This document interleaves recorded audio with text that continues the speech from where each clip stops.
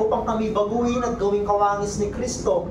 Salamat din po sa inyong amazing love na kung saan kayo na aming hari, na kayo ang aming Panginoon ay namatay, nag-alay ng buhay upang kami ay iligtas. Kaya naman po, hinihiling ko ang inyong pagpapala sa aming pagsamba sa umaga pong ito.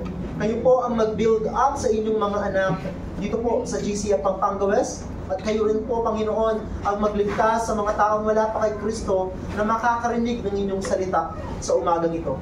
Pinupuri po namin kayo at pinapasalamatan sa pangalan ni Jesus. Amen.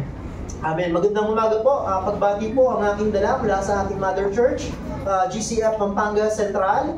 And Pastor Joey, our resident pastor, is the preacher po sa Central. Kaya ako po ang na-assign para po mangaral ng salita ng Diyos sa inyo. Once again, good morning and happy Lord's Day po, mga kapatid. Ang pamagat po ng ating message for this morning is obeying the living and abiding Word of God. Obeying the living and abiding Word of God. Mula po sa 1 Peter 1:22 to 25.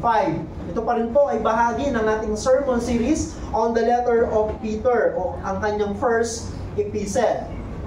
Now, kung titignan nyo po sa mga nakalipas nating pag-aaral ng liham na ito ni Pedro, na kita natin kung paano ipinaliwanag at inilahad ni Pedro ang ating buhay na pag-asa kay Kristo. Nakikita din po natin ang kanyang panawagan na tayo dapat bilang mga tinubos ng dugo ni Kristo, bilang mayroong mga buhay na pag-asa dahil sa muling pagkabuhay ni Kristo ay dapat mamuhay ng may kabanalan. At ang ating pamumuhay sa kabanalan ay dahil po sa katotohanan na ang Diyos natin na ay banal. Ang ating Diyos na nagligtas, ang ating Diyos na tumawag sa atin ay isang Diyos na banal.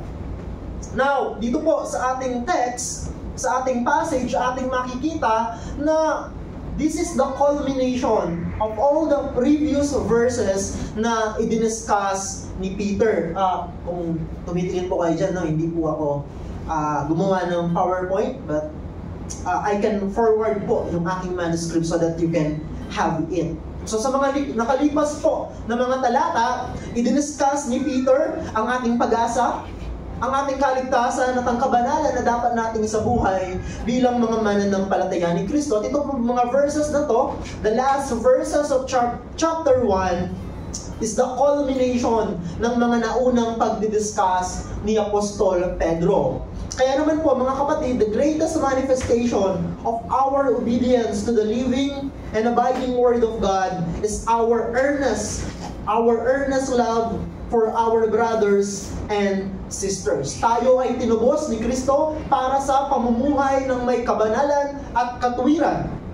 Tayo ay may buhay na pag-asa dahil kay Kristo na namatay at muling nabuhay sa atin.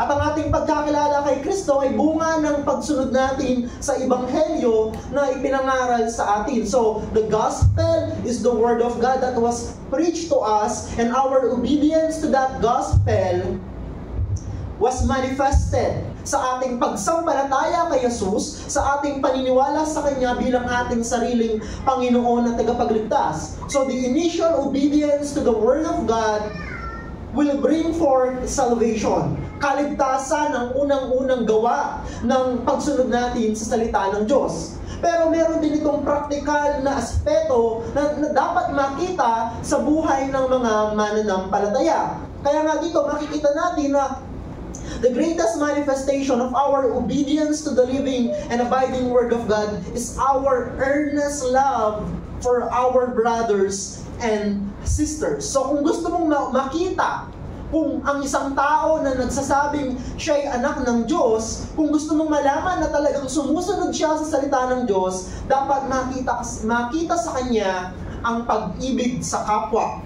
Dapat makita sa kanya ang pag-ibig sa kanyang mga kapwa mananampalataya. Yun daw po ang bunga ng ating pagsunod sa salita ng Diyos. Kaya naman, the power of the gospel is made manifest not only in our obedient faith in Christ as our Lord and Savior, but also in our love for one another as Christian believers. Tulad po ng sinabi ko kanina, Yung inisyal na epekto ng Ebanghelyo sa ating mga buhay is that we were born again.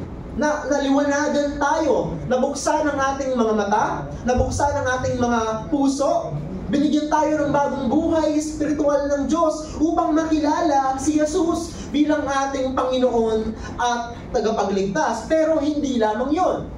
Ang kapangyarihan ng gospel, ang kapangyarihan ng ebanghelyo ay makikita rin sa ating pag-ibig, sa ating pagmamahal, sa ating mga kapwa mananampalataya. So the same gospel who has the power to save us is also the same gospel that will empower us, that will give us the ability to love our brothers and sisters bilang mga mananampalataya. Now, katulad po ng sinabi ko kanina, Peter calls his readers to a holy conduct as the manifestation of their obedience to Christ. Maliwanag po yan sa mga naunang talata. Be holy because God is holy.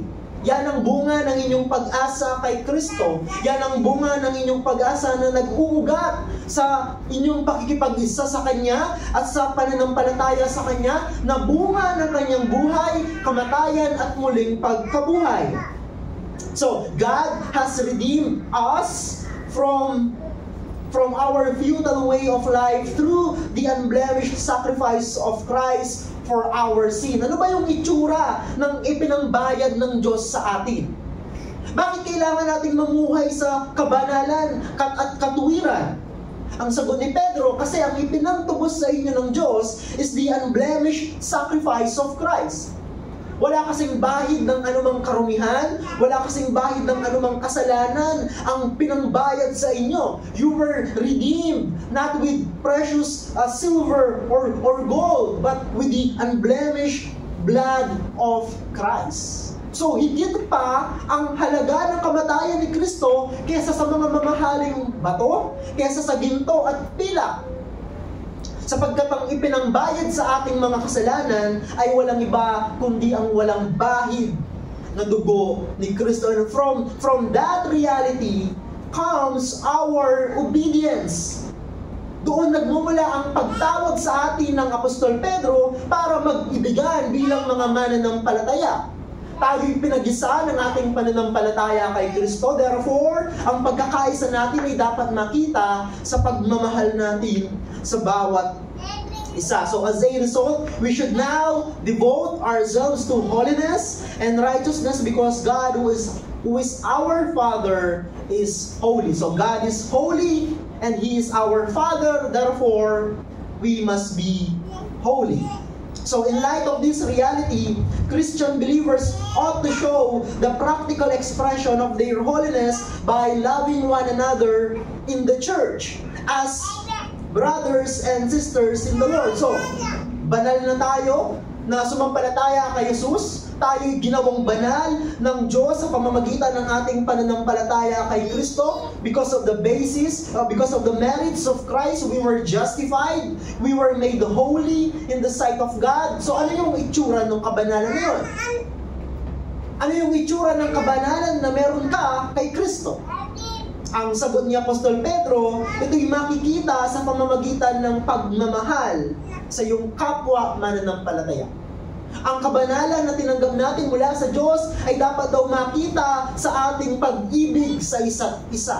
That is the practical manifestation of the holiness that we receive from God through our faith in Christ. So in this way, we can show that we are living in obedience to the truth that we receive. Yung katotohanan na tinanggap natin nung ating narinig, ang pangangaral at pagtuturo ng Ebanghelyo, that is the truth that we received. At ang pagsunod daw sa katotohanan na yon na ating tinanggap ay makikita sa pag-ibig natin sa bawat isa.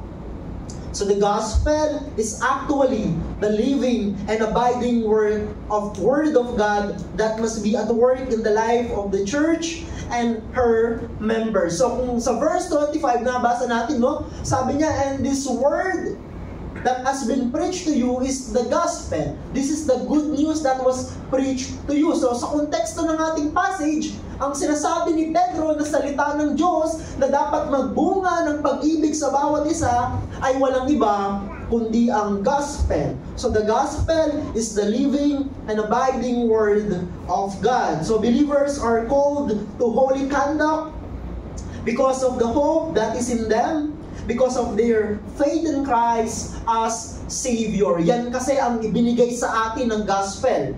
The gospel gave us Christ. The gospel gave us salvation in the person and works of Christ. So therefore, because of that truth, because of that reality, sabi ng apostol, mamuhay kayo sa kabanalan. At dahil kayo ay dapat mamuhay sa kabanalan, ipakita ninyo ang inyong kabanalan sa pamamagitan ng inyong pagmamahalan bilang magkakapatid kay Kristo.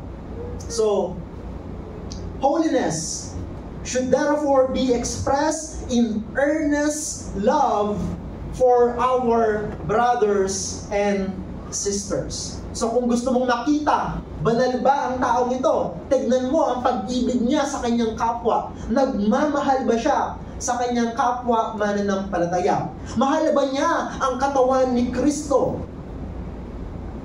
So if that is the case, then we can say na, oo, tama. Banal nga ang taong ito. Kasi nakikita ko sa kanyang pag-ibig sa kapwa mananampalataya. Nakikita ko sa kanyang pag-ibig sa katawan ni Kristo. Kaya naman po, ito po ang ating titignan sa umagang ito. So let us go to point number 1 in verse 22. Love one another earnestly as a testimony of your obedience to the truth. Love one another earnestly as a testimony of your obedience to the truth. Verse 22, sabi po ni Apostol Pedro, having purified your souls by your obedience to the truth, for a sincere brotherly love, love one another earnestly from a pure heart. Sabi na, you have already purified your souls by your obedience to the truth. Kasi nga, ano yung truth sa context ng ating passage? That truth is the gospel. And that gospel is also the living and abiding word of God. So nung tinanggap nila ang gospel, nung tinanggap nila ang katotohanan, of course, nalinis ang kanilang mga kaluluwa. Pinatawad ang kanilang mga kasalanan. Binayaran ni Kristo ang kanilang pagkakasala. Nilinis sila ng Diyos sa pamamagitan ng banal na dugo ni Kristo. Sabi niya, having purified your souls by your obedience to the truth, for a sincere brotherly love, love one another earnestly from a pure heart. Dahil banal ka na, dahil ilugasan ka na ng Diyos, dahil nilinis ka na ng dugo ni Kristo, ito dapat ang itsura ng buhay mo ngayon. Love one another earnestly. Alam niyo po, our greatest testimony to the world is our love for one another. Gusto niyo makita ng mundo kung sino tayo at kung kanino tayo nabibilang? Ipakita natin sa kanila ang ating pag-ibig sa ating kapwa mananampalataya. Kung meron man dapat kung meron man dapat grupo ng mga tao na dapat makakitaan ng pag-ibig na punong-puno, dapat tayo po yun bilang mga mananampalataya. Sapagkat ang pag-ibig natin sa bawat isa bilang magkakapatid is our greatest testimony to them. We can communicate to them that the gospel is real, that God is real, that Christ is real when we love one another. So kung meron mga tao na patuloy na nagdududa, is Christianity true? Is the church true? Ipakita po natin ang ating pag-ibig sa ating mga kapwa mananampalataya. So love for the brethren is the natural outcome of our faith in Christ. Kasi imposible na sabihin mong mananampalataya ka ni Kristo pero wala kang pag-ibig. Diba? Napaka-imposible, isang malaking kabalintunaan na sabihin ng isang tao na siya'y mananampalataya ni Kristo and yet wala siyang pag-ibig, wala siyang pagmamahal. So love for our brethren is the natural outcome of our faith in Christ. So kumusta ang iyong pag-ibig sa iyong kapwa mananampalataya? Loving our brothers and sisters in the Lord is the greatest evidence that we are in Christ. Ang pagmamahal daw sa kapwa ang pinakadakilang ebidensya na pwedeng makita ng bawat isa, na pwedeng makita ng mga tao na ang isang tao ay na kay Kristo nga. Ang love is the number one mark of a Christian believer. At malalaman mo, makikita mo kung totoong sumusunod siya kay Kristo kapag siya'y nagmamahal sa kanyang kapatid. So without love, it is very difficult to determine whether a person really belongs to God because God Himself is love. O nga naman, hindi lang banal ang Diyos. Sabi ng Biblia, siya din ay pag-ibig. God is love. Diba? Yun po yung pinakapaboritong attribute ng Diyos, ng mga tao, na ang Diyos daw ay love, love, love. Totoo naman. Kaya nga, ang mga nagsasabing sila ay anak ng Diyos, dapat puno din sila ng pag-ibig. Dapat yun ang pinakamalakas na attribute nila bilang mga tao. Punong-puno ng pagmamahal sa kapwa, punong-puno ng pagmamahal sa kanilang mga kapatid kay Kristo. So that is why Peter exhorted his readers to love their brethren. Magmahalan kayo bilang magkakapatid kay Kristo. Your love for one another is the expression of your holiness. So therefore, be holy because God is holy. Sa panulat ni Apostol Juan, makikita natin, love one another because God is love. So ang hagod ng mga sulat sa banal na kasulatan ay iisa lamang. The bottom line is, sa mga totoong mananampalataya ni Kristo, sila'y nagmamahalan. So not just love, pero sabi niya, love them earnestly from a pure heart. Hindi lang basta pag-ibig, pero isang pag-ibig na earnest, na isang pag-ibig na masidhi. Yan ang sinasabi ni Pedro. Pakinggan niyo po ang sinabi ni Dr. Warren Wiersbe. Sabi niya, Peter used two different words for love sa passage po natin. Yung una, yung word na Philadelphia in Greek, na ang ibig sabihin po ay brotherly love. And sabi ni Dr. Warren Wiersbe, yung pangalawang salita na ginamit ni Peter for love is the word agape. No, mas familiar tayo sa salitang agape na ang ibig sabihin ay sacrificial love. So yung dalawang Greek word na yon, yung brotherly love and sacrificial love, parehong ginamit ni Peter in this passage. So anong sinasabi niya? Pagpapatuloy po ni Dr. Warren Wiersbe, sabi niya, it is important that we share both kinds of love. So sa mga totoong mananampalataya, dapat dalawang uri ng pag-ibig ang nakikita sa kanila. Dapat daw dalawang klase ng pagmamahal ang nakikita sa mga mananampalataya ni Kristo. Pag-ibig natin bilang magkakapatid at yung pag-ibig natin na handang magsakripisyo para sa kanila.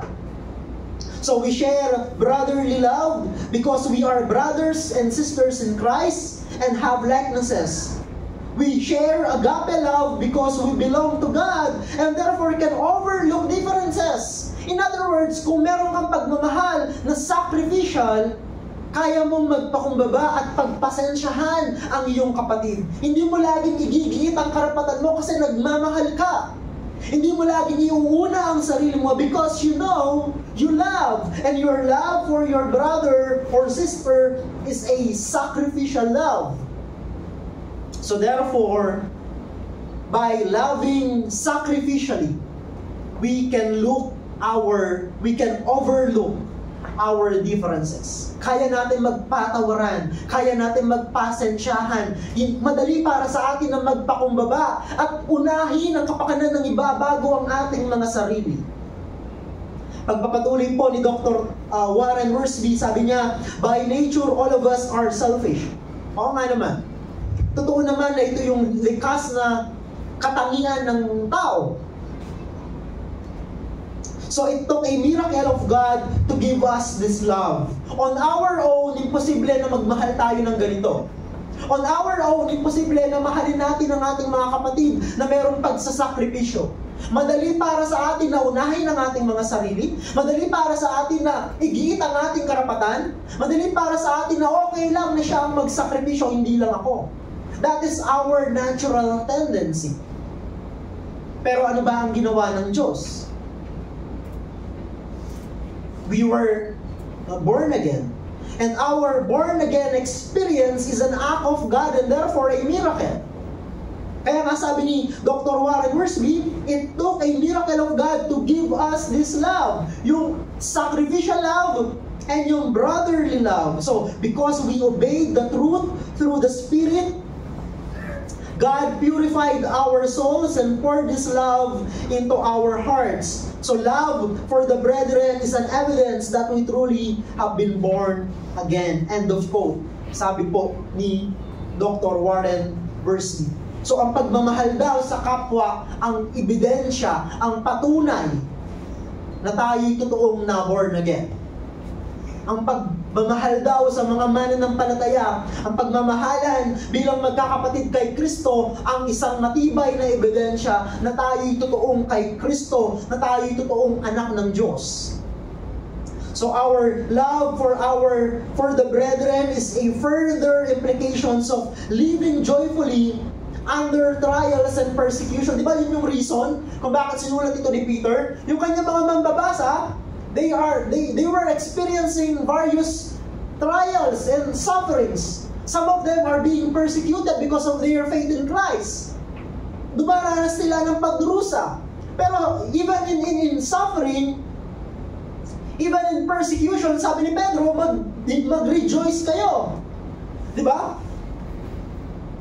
Rejoice in the midst of suffering.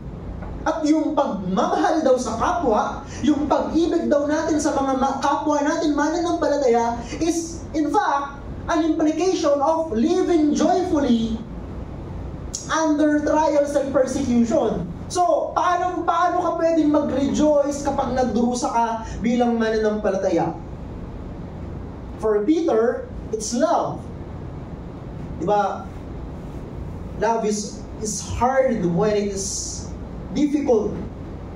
Kapag mahirap ang kalagayan, kapag mahirap ang sitwasyon, doon mas mahirap magmahal. And yet, sabi ni Peter, rejoice in your suffering, rejoice in your trials and persecution by loving one another.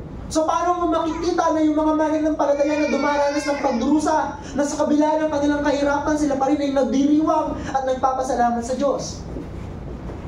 Meron silang pag-ibig. Nananatili silang umiibig sa kanilang kapwa mananampalataya.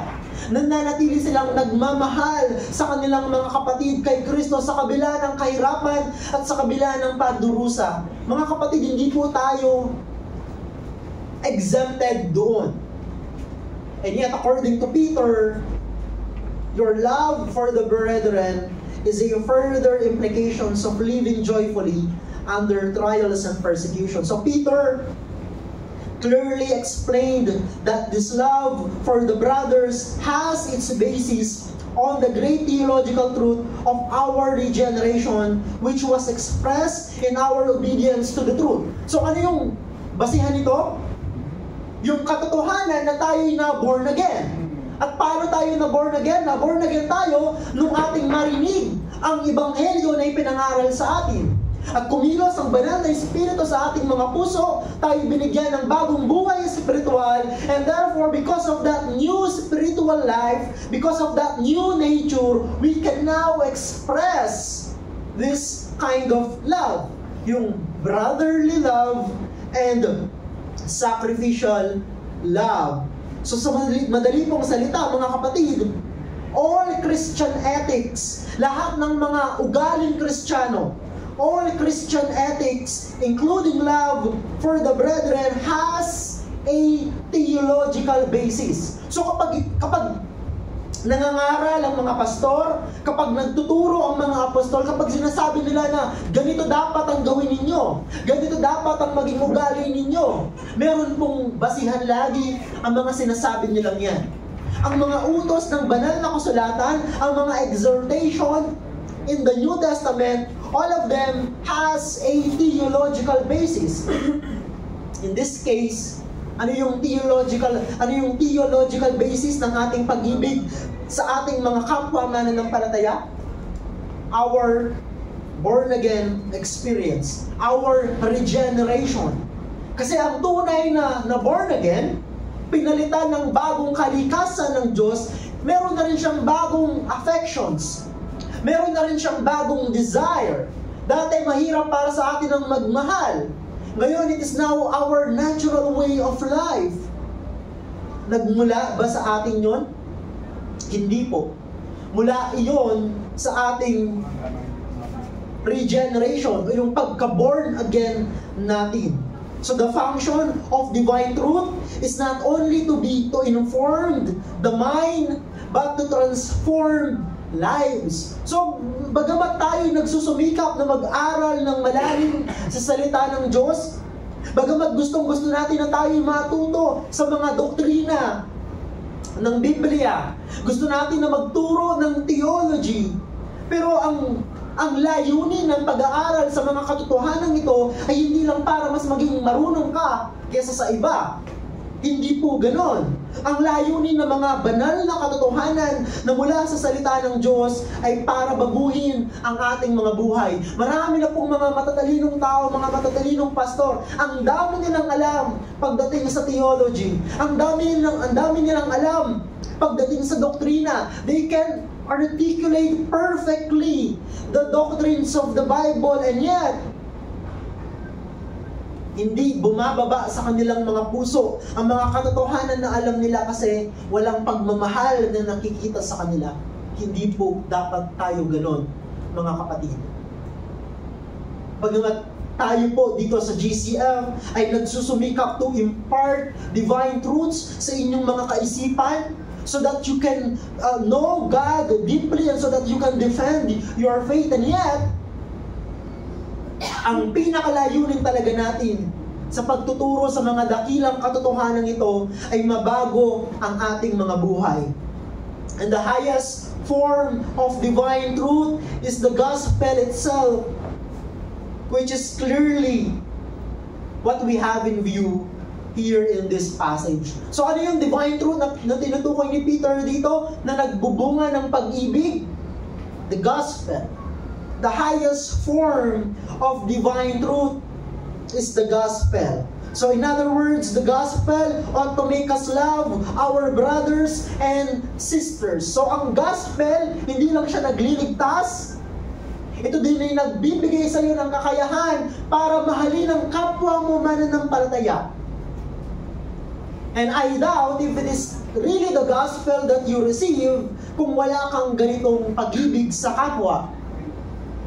Kasi sinasabi natin na the gospel saved me from eternal damnation. I will go to heaven when I die. Makakasama ko ang Diyos. And yet, bakit parang walang epekto ang gospel na yan na nagligtas sa iyong kaluluwa sa iyong practical na buhay?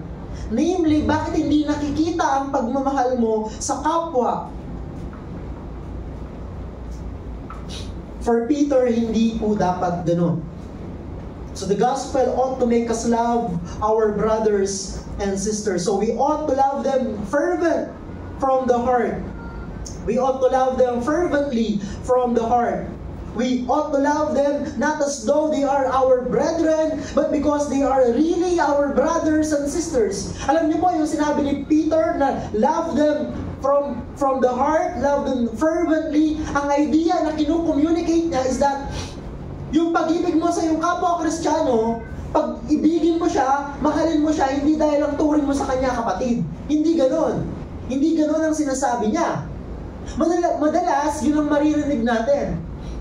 Ang pag-ibig ko sa iyo ay parang pag-ibig sa kapatid. Kasi tinuturing kitang kapatid. Pero actually, kung titignan natin yung sentence construction ni Peter, hindi yun ang idea na kinu-convey niya. So ano yung idea na kinu-convey niya?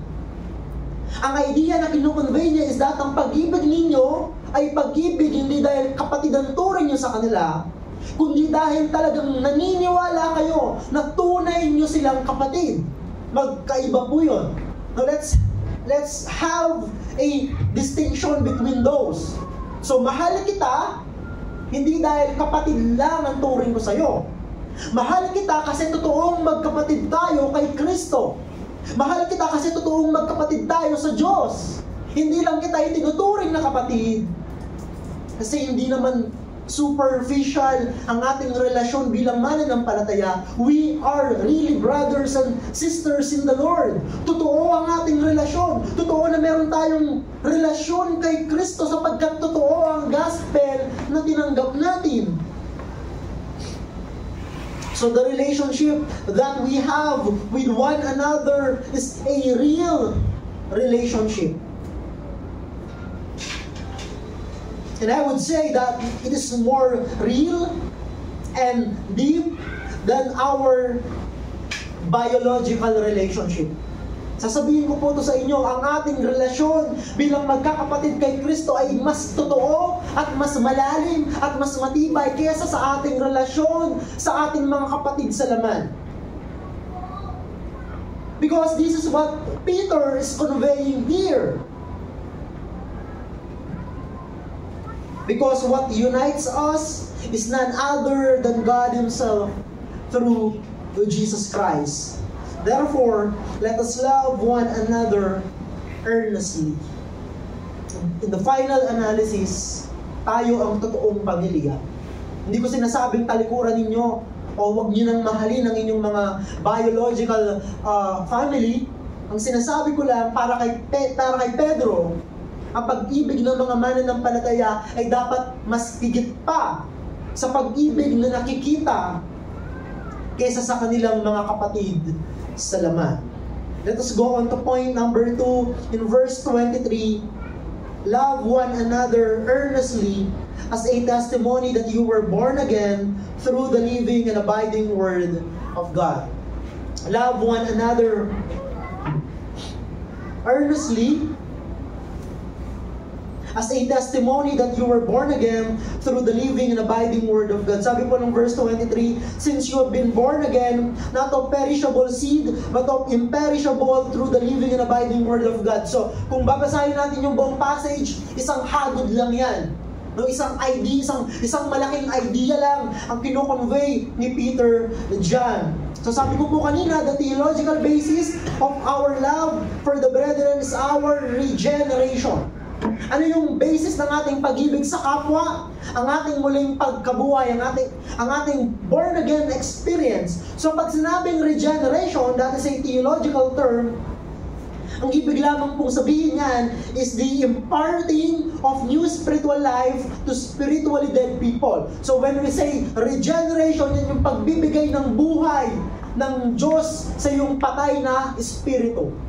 That is what regeneration is. So yung katotohanan na yon na ginawa ng Diyos sa atin, binigyan niya tayo ng bagong buhay spiritual. Dahil tayo ay patay spiritually, that regeneration, that truth is the basis of our love for the brethren.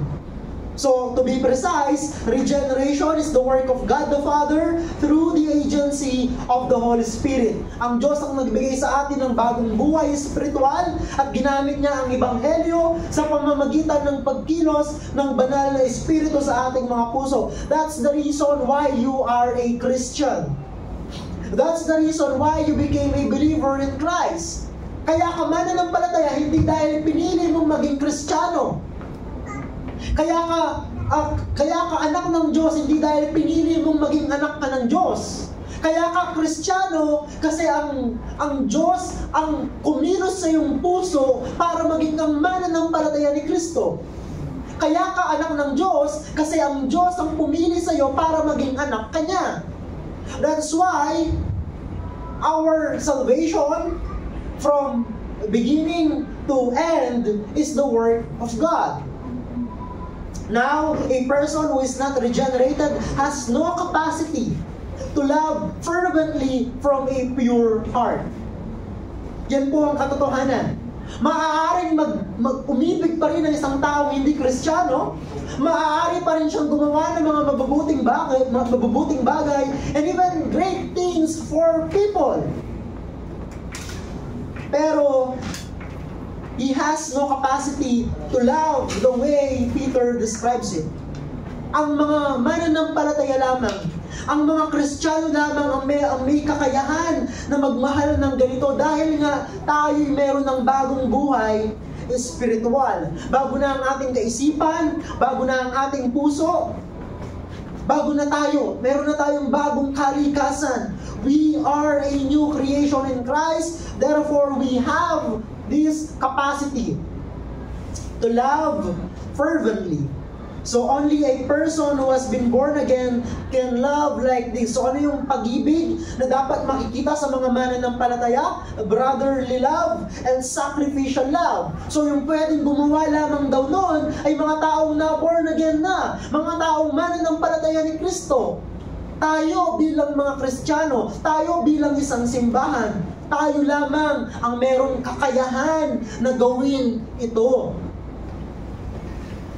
Kasi nga, ito'y bunga ng ating relasyon sa Diyos. Ito'y bunga ng ating bagong kalikasan na mula sa Kanya. Only a person who has been regenerated can love with a brotherly and sacrificial love because God has now given him or her a new spiritual nature. Bago ka na, therefore, ganito na ang uri ng pag-ibig mo sa kapwa. So a non-believer may perhaps give up his life because of love, but that is not the kind of love that Peter is talking about here. Kaya namang gawin ng mga hindi mananampalataya ang magsakripisyo. Pero alam niyo po ba na ang mga hindi Kristiyano, they will only sacrifice if they love the person or if that person is worthy to be loved. Pero tayo, wala tayong ganung option.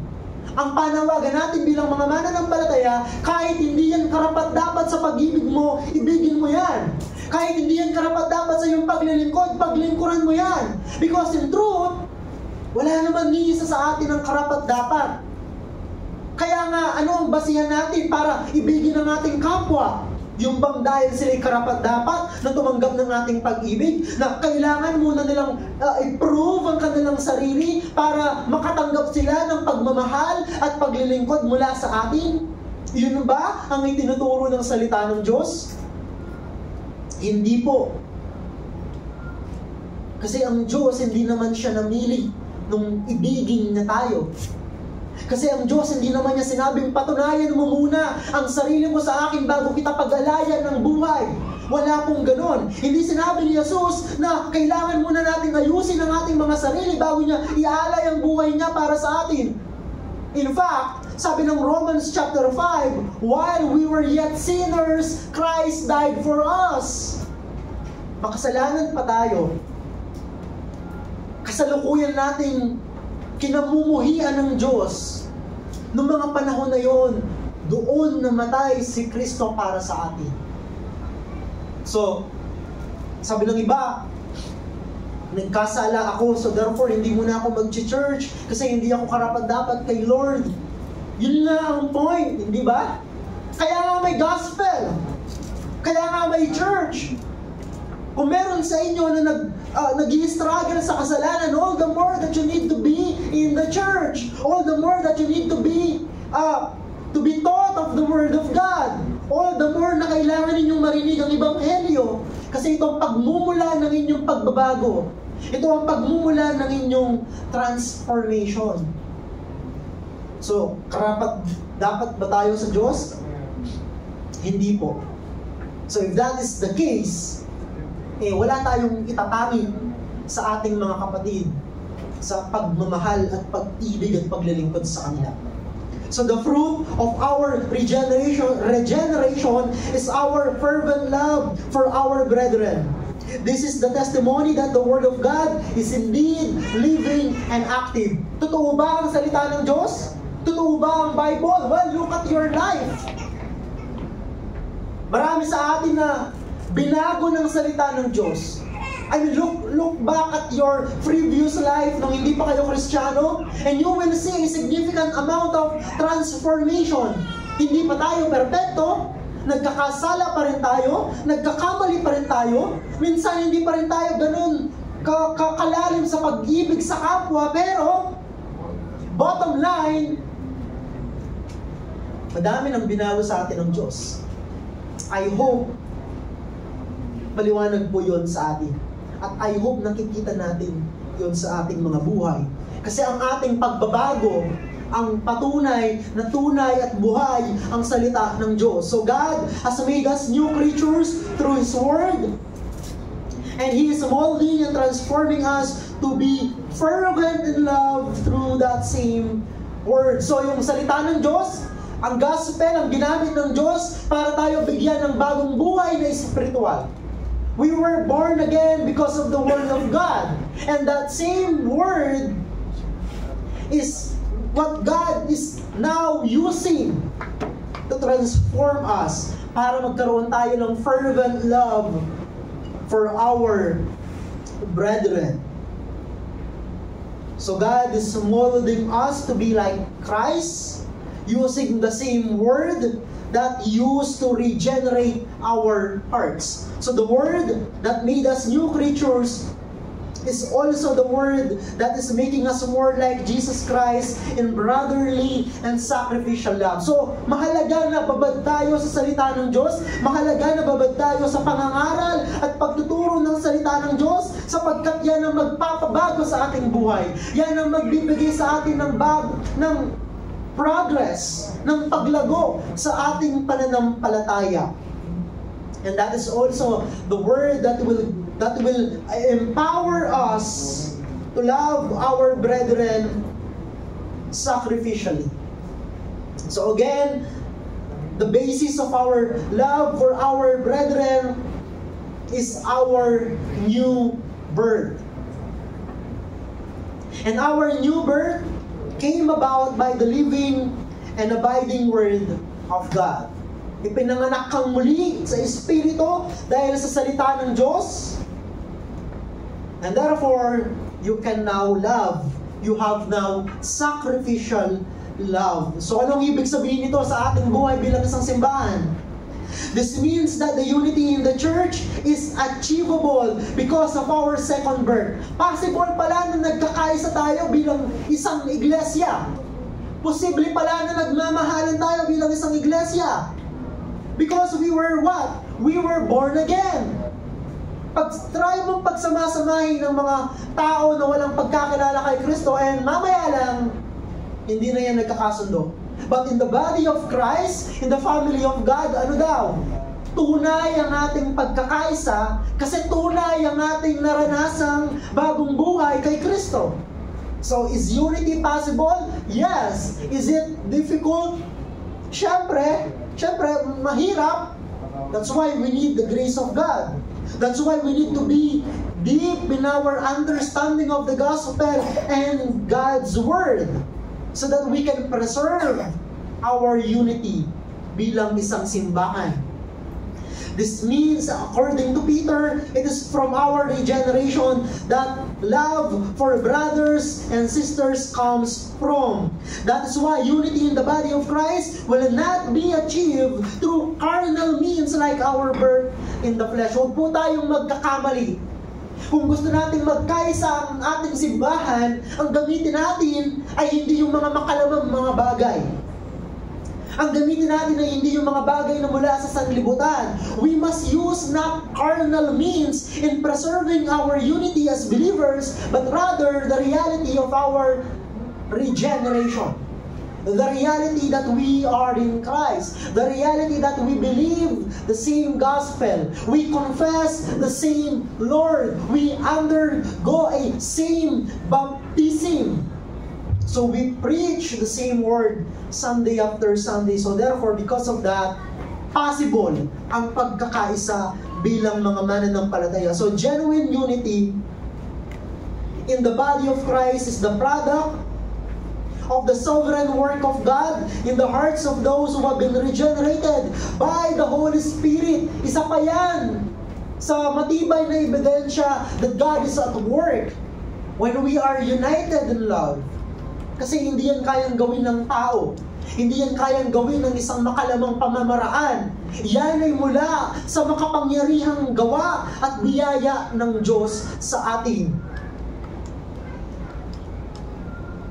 Ulitin ko po, genuine unity in the body of Christ is the product of the sovereign work of God in the hearts of those who have been regenerated by the Holy Spirit. So our love for our brothers and sisters is the product of the supernatural work of God and can only be maintained by consistently obeying the living and abiding Word of God, which is the gospel itself. So, nando na. Iisang katawan na tayo kay Kristo.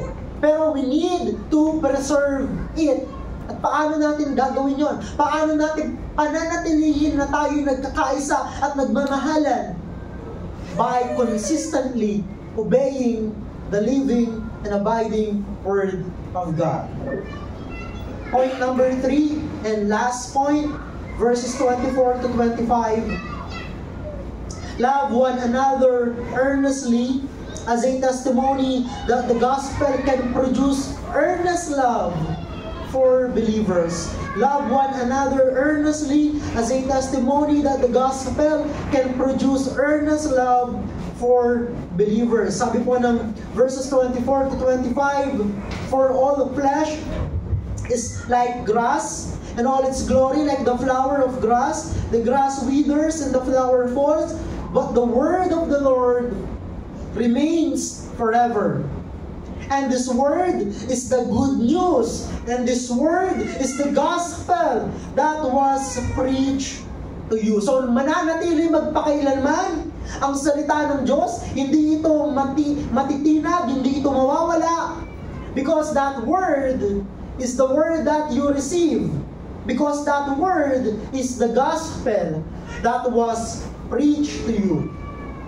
So Peter quoted Isaiah 40:6-8 to emphasize the Old Testament testimony of the eternality and therefore the power of the Word of God. So ipinakita ni Pedro, even in the Old Testament, ganyan na ang pagtingin ng mga propeta sa salita ng Diyos. Ang kanyang salita ay mananatili and therefore ang kanyang kapangyarihan ay epektibo.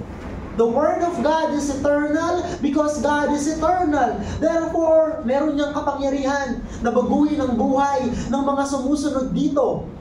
Meron niyang kapangyarihan, in fact, to save people from their sin and to make them like Christ. So because of this Word, because of this God's Word, because of this, God's Word carry with it the power that is inherent to the eternal person of God, namely His power and His omnipotence. In other words, kayang baguhin talaga ng salita ng Diyos ang buhay ng mga mananampalataya. Because it is living and active. Mula ito sa Diyos na makapangyarihan sa lahat. That's why Peter said in verse 25 that this word is the gospel that was preached to his readers. So ano ba ang gospel? Sabi ni Paul in Romans chapter 1 verse 16, the gospel is the power of God for salvation to those who believe, to the Jews first and then to the Gentiles. Sabi ni Peter, this word is the good news, is the gospel that was preached to you. So yung gospel na meron kapangyarihan na magligtas ng mga tao mula sa kasalanan is the same gospel that has the power to transform the believers and to make them love fervently from a pure heart. Yan po ang epekto, yan po ang gawa ng gospel. So in other words, to effect change and to bring about brotherly and sacrificial love is none other the gospel. The Word of God that has the power to effect change and to bring about brotherly and sacrificial love is none other than the gospel. So ano po ang tema natin bilang GCF Pampanga? We are a Christ-centered church. Therefore, it means that we are also a gospel-centered people.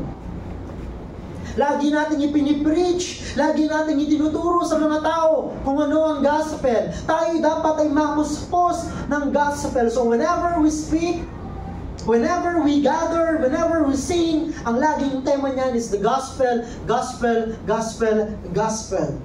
Because that gospel is the power of God to salvation and the power of God to transform believers. Sabi po ni Dr. Thomas Constable, and I will close with this, the duty of Christians to one another then is to love one another unremittingly. This is true even of Christians who are suffering for their commitment to follow God faithfully. We can and should do so because we are genuine brethren and because we will abide forever. So anong reason kung bakit kailangan nating mahalin ang bawat isa fervently in the midst of trials? Kasi tunay tayong magkakapatid. Totoong magkakapatid tayo kay Kristo. And because we will abide forever. So therefore, brothers, let us continue to love one another fervently from a pure heart. Manalangin po tayo. Amang banal, salamat po sa inyong mga salita na aming pinag-aralan po sa oras na ito. Salamat po sa aking mga kapatid na tahimik na taimtim na nakinig sa inyong mga salita. Ang dalangin po namin ay tunay nga pong magbunga ng pag-ibig na tunay at masidihi ang salita mo para sa aming mga kapatid. Purihin ka, O Diyos, kasi po kayo'y karapat-dapat na papurihan at sambahin bilang mga mananampalataya. May you effect the change that we need bilang mga Kristiyano so that we can give you the praises na karapat-dapat lamang sa inyo. Purihin ang inyong pangalan sa pangalan ni Jesus. Amen and amen.